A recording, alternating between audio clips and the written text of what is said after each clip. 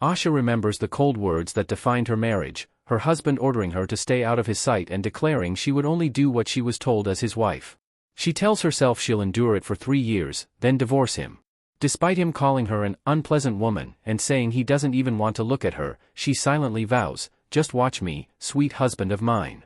Turning away, she decides firmly, "I will stop loving you, and change my story for good." She recalls their beginning, when he gently took her hand and said that even if their marriage was political, he would love her all the same. He'd smiled and told her, "Let's get along." Asha remembers his kind eyes and gentle smile from that day. Even now, she continues to work diligently. It's been 2 years since they married, and the paperwork piles up like a mountain every day. After finally finishing, she stretches and prepares to clean up next. Despite her effort, her life in the Ludok family feels more like that of a servant than a wife. She's constantly swamped with chores on top of the family's duties. She reflects on how, after they married, her husband was chosen as the Queen's guard knight. From then on, he began avoiding her. His harsh words still echo, "Asha, you have no charm as a woman." Now, Asha feels belittled every moment they speak. Regis tells her she's not worth anything and should keep her place by working hard. He warns her to do her best not to be thrown away by him. Still, she convinces herself that as long as she supports him as a good wife, he must simply be exhausted from guarding Her Majesty. She believes that if she keeps trying, he'll turn back to her someday. While she scrubs the floor, she suddenly notices him behind her. Startled, she greets him nervously, "Lord Regis, oh, you're home early." She apologizes for her messy appearance, worried about her hair. But he looks at her coldly and tells her not to speak to him, calling her disgusting and a shabby woman. Shaken, she's interrupted when a maid calls out, asking her to clean the back door because it's dirty. Asha apologizes at once and rushes to do it. Even the maids whisper that the request is too much. Still, Asha tells herself it's fine. Besides this house, she has nowhere else she can return to. She keeps trying, believing that someday things will change. While cleaning, she notices a book on the floor and picks it up. Curious, she wonders whose book it is. Inside, a message is written, "Madam of the Ludok Count's household, search your husband's room." Asha realizes the text is written in Japanese, and questions why she can read it. She wonders if the book is a medical text, noticing that some pages are in this country's language while others aren't. Following the message, she goes to her husband's room. But what she finds there? Asha's eyes widen as she reads the scattered letters. Lines like, "Thinking of tomorrow makes my heart flutter, I want to meet Regis soon," and "Last night was a wonderful night, I was happy," make her hands tremble. Shocked, she realizes these are Lord Regis's love letters. She hesitates, whispering that the other person is unable to finish the sentence. More lines appear before her, "All my feelings are not for His Majesty, but for Regis." Her breath catches as she remembers the whispered words, "My guard knight." A vivid image flashes, Regis in the Queen's arms. She hears the Queen's voice, "Let your love belong to me alone, not your wife." Asha's entire body shakes. The message in the mysterious book, it was meant to show her this. The shock cracks through her world. Tears spill down her cheeks as she whispers, "Why?" She looks at the book again. "Lord Regis," her voice breaks. Then something inside her stirs, pieces clicking into place. "I remember now." Asha touches her face, overwhelmed by the returning memories. She says her name, Asha, but recalls that in her previous life, she was Japanese. This world she's in, it's the world of the novel she once read, Forbidden Love. In that story, the plot centered around the forbidden romance between Queen Saphira and the married captain of the Royal Guards. And Asha? Asha remembers her own role. She was jealous of the Queen. She plotted the Queen's assassination. She was the villainous Asha. Asha realizes that if this world follows the original storyline, she will eventually be executed. The Queen's guard knight can only be a married man, so Regis married her just to use her as a convenient tool. She remembers reading the novel in her past life and thinking that Regis and the Queen's true love was selfish. She recalls a certain scent coming from the love letters, one that Regis occasionally wore. Now she knows why, it was the Queen's scent. She understands she was merely used. Asha stands before him, remembering the Queen embracing Regis.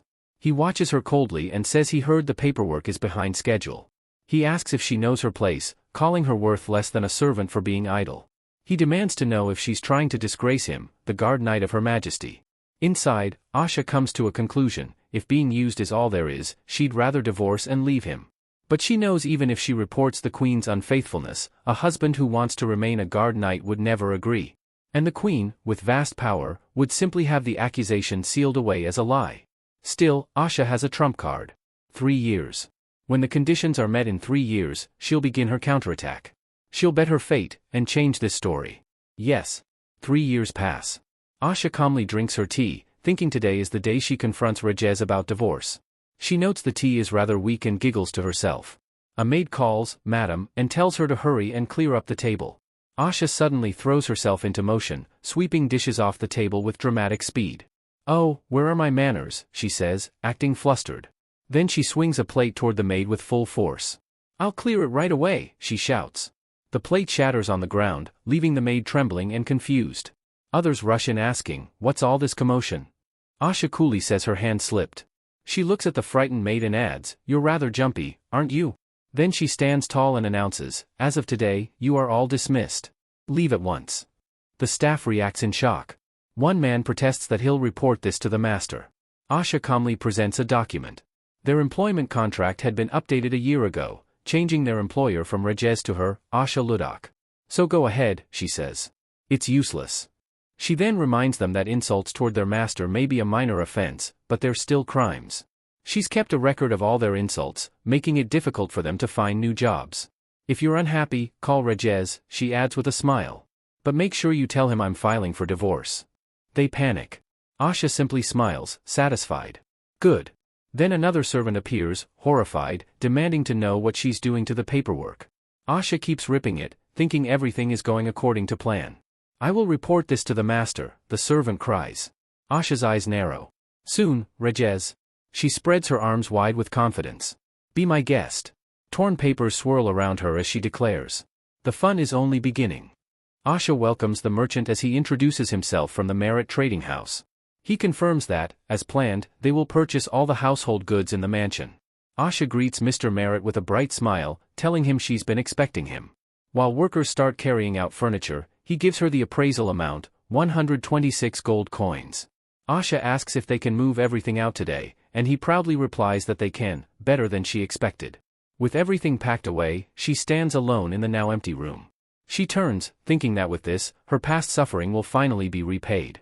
Regez suddenly appears, shouting her name and demanding to know what she's doing. Asha sits calmly on a chair beside her luggage, facing him without flinching. She tells him there was no need for permission.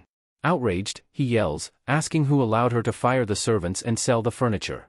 Asha answers plainly that she is the employer of the servants, and that the furniture was replaced 6 months ago using her own funds, money earned from a small side business.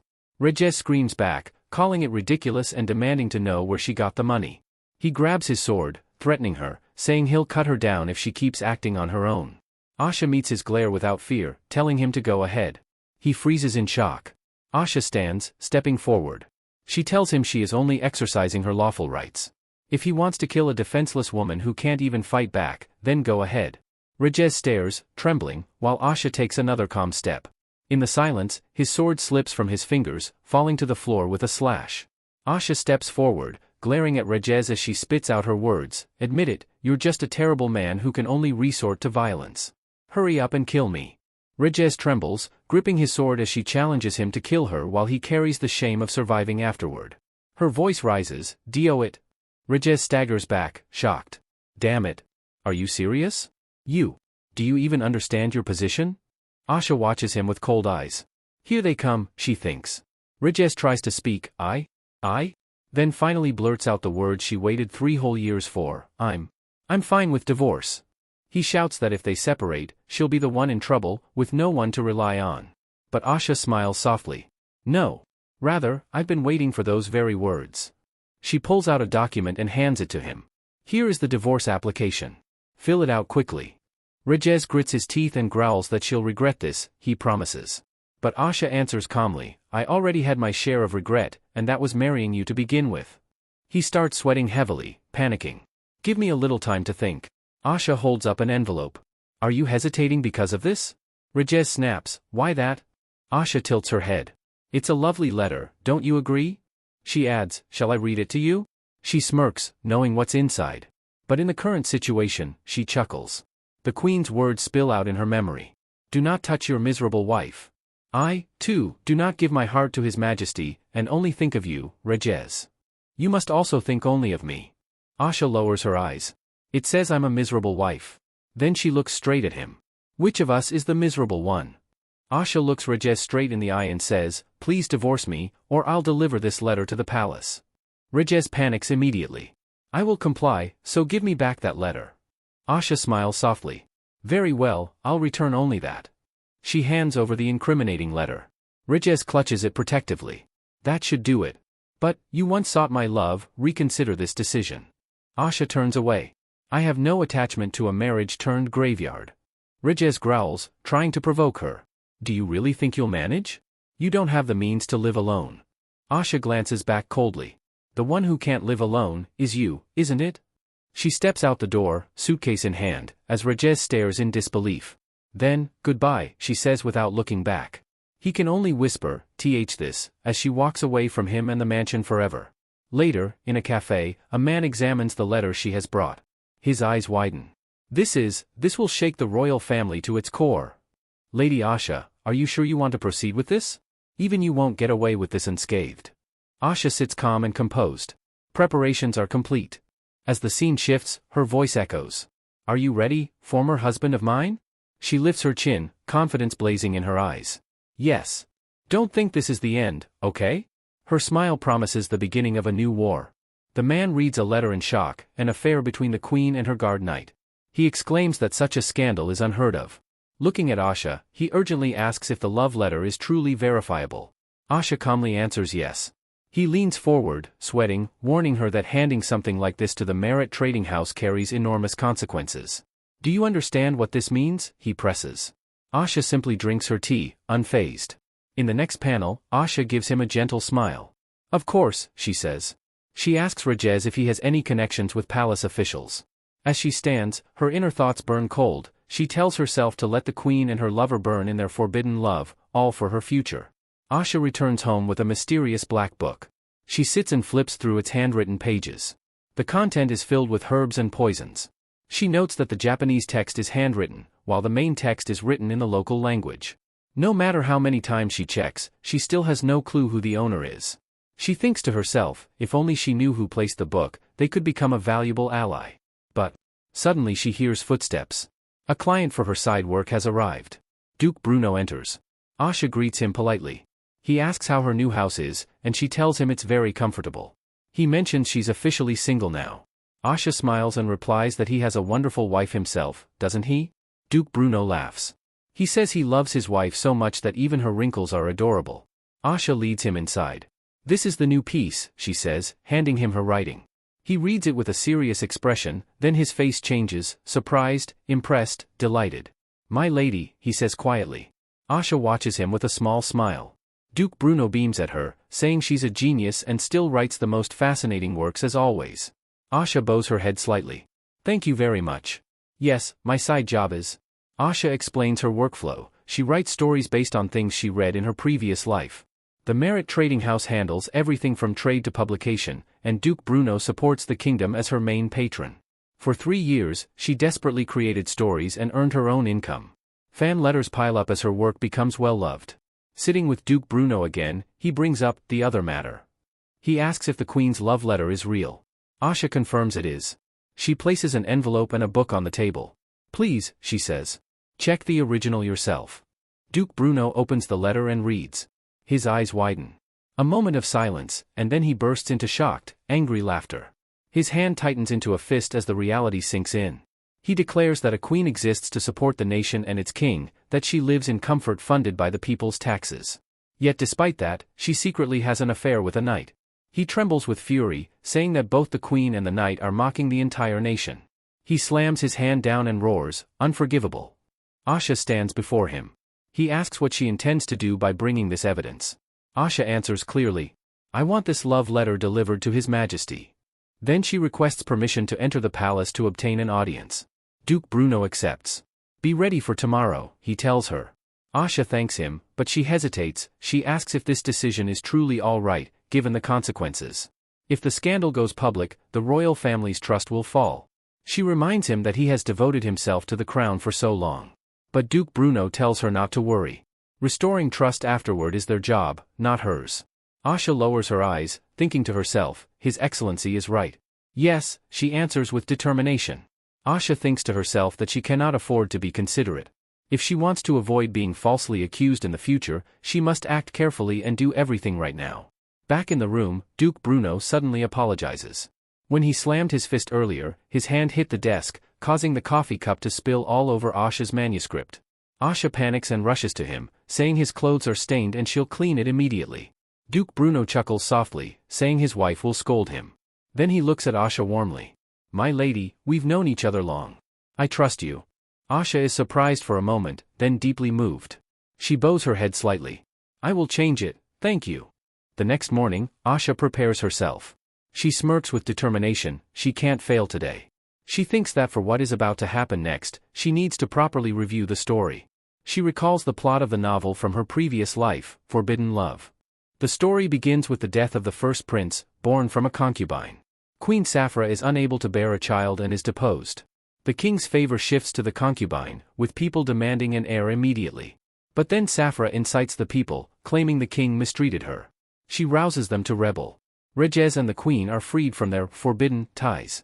Half a year after the prince's death, Saphira leads an uprising, overthrowing the wicked king. Asha whispers to herself that in that story, she is the villain who stands in Saphira's way. Later, Saphira bears a child, with the same blue eyes as Regez, and the three of them live happily. 2 months after the king and concubine condemn Asha, she dies. Asha narrows her eyes. Something doesn't add up. The real queen in this world, she thinks, isn't mistreated. Rumors say she spends one night with the king every month. So why, in the story, did she claim neglect to stir rebellion? She compares the novel from her past life with the reality of this world. What's different, she wonders. What changed? And then she realizes the biggest inconsistency. The queen's pregnancy term. After piecing together the contradictions between her past life novel and the reality of this world, Asha finally uncovers the truth. In the original story, the queen gives birth 8 months after being deposed. But that timing reveals something shocking. She must have already been pregnant before losing her title. Asha remembers a specific night from 2 months ago? A night when Regez never returned home. And now it's obvious, that was the night he was with the queen. Everything lines up perfectly. And if her memories are right? The event that triggers the downfall in the story, the death of the prince, will happen exactly 10 days from now. Which means Asha's window to act is small. But she isn't panicking, she's smiling. Because she now holds her trump card. The queen, as of this moment, should already be pregnant with Regez's child.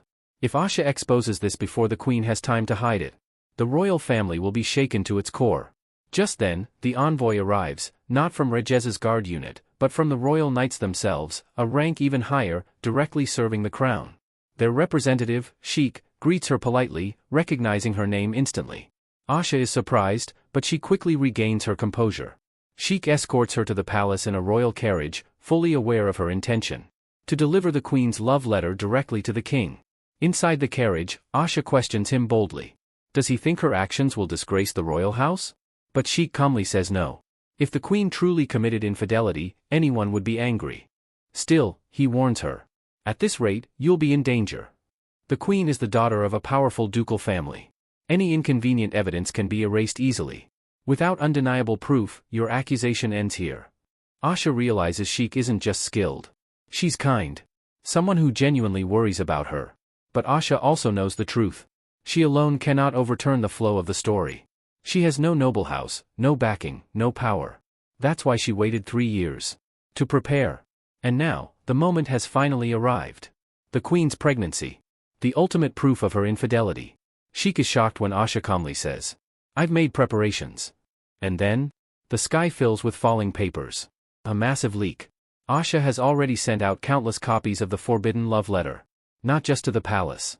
But to the public, the merchants, the nobles, the lawmakers. She declares, I will change this world into one where evidence can't be buried. And with that, the scandal explodes across the kingdom. The Queen in a Night, Forbidden Love, hits every newspaper. The secret love letter leaks on this very day. Asha has made the first strike. The fallout begins instantly. People all over the capital grab the freshly printed papers, their expressions turning from confusion to shock. Is this real? The Queen's affair with the royal guard? Whispers spread like wildfire. Sheik looks out the carriage window, stunned as extra editions are thrown into the streets non-stop. Meanwhile, Asha calmly explains. I had the Merit Trading House's newspaper report the Queen's affair. Newsboys shout in the streets, holding up copies of the scandal. Crowds gather, discussing the betrayal in disbelief. Someone shouts. Now that it's come to this, not even the king can hide it, right? Asha watches the chaos unfold with a quiet intensity. Sheik looks at her, trembling a bit, and mutters. Ha! You're unbelievable, you know. Terrifying. Asha doesn't deny it, she's far past the point of hesitation. She knows exactly what she's doing. She's challenging the queen herself. A woman backed by a ducal house. A woman whose power could erase evidence, bury people, end lives. If Asha loses, death is certain. But she also knows something else. Publishing the love letter is cruel. It's a harsh move. But Regez, the man she once trusted, was the one who oppressed her. So this moment, will be the signal flare of her counterattack. As the carriage approaches the towering royal castle, papers continue to drift through the air like falling snow. Asha steels her resolve. Now then, let's fight this to the end.